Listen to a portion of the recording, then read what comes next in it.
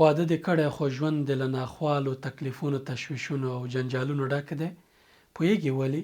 ځکه چې ستا تمه ډېره لویه ده. ته جنتي ژوند غواړې، خو په دنیا کې. پوهېږې د هر انسان ژوند ولټوه چې دوه ګډ انسانان، متفاوت انسانان له متفاوتو فکرونو سره ګډ ژوند کوي. د دوی په ژوند کې مشکلات طبیعي دي. څو بیلګې درکوم. رسول الله صلی الله علیه وسلم زموږ مور بیبي عایشه رضی الله عنها ته ویل: ای عایشه، کله چې ته غصه یې هم زه پوهېږم، او کله چې ته له ما راضي هم پوهېږم. ویل: څنګه ای د الله رسوله؟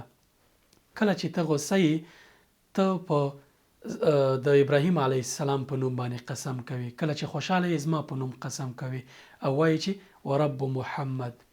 او چې کله خپه یې یا زما نه ناراضه یې، بیا وایي چې ورب ابراهیم. کله چې کومه خبره کوي، د ابراهیم علیه السلام په نوم باندې قسم کوي. یعنی د غصې په حالت کې زما نوم نه اخلي او د ابراهیم علیه السلام نوم اخلي. د مؤمنانو مور تایید کړه، ویل چې ای د الله رسوله، له دې وروسته به په غصې کې هم ستا نوم نه بدلوو.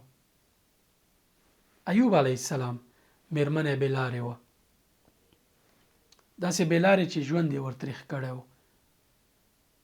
د فرعون میرمن ښه وه، بیړۍ بېلارې و. باغي و، تر ټولو ډیر زیات ګناهګار او بدکاره انسانو. لوط علیه السلام میرمن یې بېلارې وه. د نورو پیغمبرانو د چا میرمن بېلارې وه، د چا اولاد. همداسې ژوند، ګډ ژوند کې دا مشکلات دي، دا طبیعي دي. موږ نشو کولی چې ژوند ودرو په دې خاطر شپه او ورځ تشویشونه وکړو چې ولې مې دا ژوند داسې دی.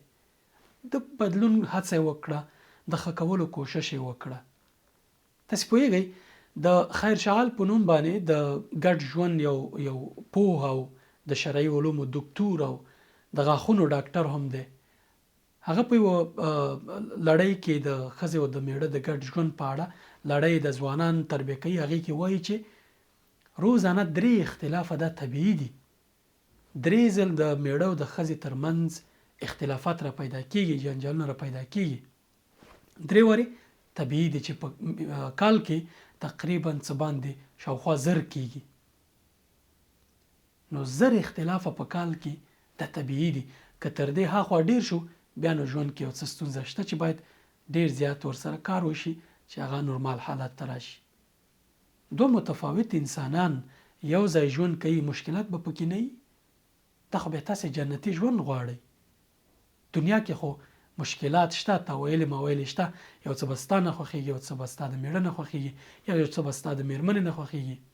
دا د تفاهم ژوند دی. دا داسې یو نری تار دی چې که چا یو طرف کش کوو، ته به یې ور پرېږدي. که تا کش کوو، هغه به یې در پرېږدي. همدا ده چې دا ژوند دوام کوي. او که دواړه د کش کولو کوشش وکړي، یو بل ته نه پرېږدي، بیا نو خو دا اړیکه شلېږي، دا تار شلېږي. کله چې ته غوسه وي، هغه دې صبر کوي. کله چې هغه غوسه وه، ته صبر کوه. له همدې سره ګډ ژوند دوام کوي. جنتي ژوند مه غواړه په دنیا کې، بلکې دا د تمه اوسه چې اختلافات به په ژوند کې راځي. دا طبیعي ده. داسې خو نشي کېدای چې موږ په دنیا کې داسې ژوند ولرو لکه جنت. بیا نو جنت ته باید صبر وکړو. خو دا په دې معنا هم نه ده چې قرار کینو او د خپل ژوند د بدلون کوشش ونه کړو. نه، د ژوند د بدلون کوشش کوو. صبر او حوصله، دا 2 شیونه دي چې صبر، حوصله او استقامت او د یو بل ته د نیک نیت او ښه ګمان، دغه څه دي چې د انسان ګډ ژوند په بریالیتوب سره مخکې بیایي. متفاوت انسانان یو، حتما اختلافات راځي. دغه اختلافاتو ته په منفي زاویه مه ګوره، بلکې کوشش کوه چې د تمه دې اوسي چې حتما به د اختلافات راځي. که جنتي ژوند غواړې، بیا نو صبر وکړه، جنت لپاره کار وکړه. په دنیا کې اختلافات طبیعي دي. الله مو په ژوند کې خوشحالي، سوکالي او سکون راوله. السلام علیکم.